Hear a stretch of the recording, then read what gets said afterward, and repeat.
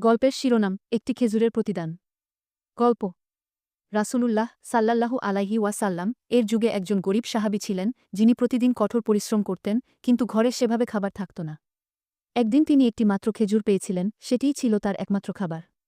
হঠাৎ এক ধনী ব্যক্তি এসে তাকে ঠাট্টা করে বলল, তুমি যদি আল্লাহর উপর এত ভরসা রাখো, তবে এই একমাত্র খেজুরটিও দান করো। সাহাবী একটু চিন্তা করে বললেন, আমি এটি আল্লাহর রাস্তায় দান করলাম, কারণ আমি জানি যিনি দিয়েছিলেন তিনি আরও দিতে সক্ষম। সেই খেজুরটি তিনি মসজিদে দিয়ে দেন একজন ক্ষুধার্ত মানুষকে। কিছুদিনের মধ্যেই এক ব্যবসায়ী তাকে কাজ দেন। ধীরে ধীরে তিনি সফল ব্যবসায়ী হয়ে ওঠেন। তার ধনসম্পদ বেড়ে যায়। একদিন সেই ধনী ব্যক্তি আবার তাকে দেখে অবাক হয়ে জিজ্ঞেস করে, তুমি এত ধনী কিভাবে হলে? তিনি উত্তর দিলেন, আমি আমার একমাত্র খেজুর আল্লাহর জন্য দান করেছিলাম।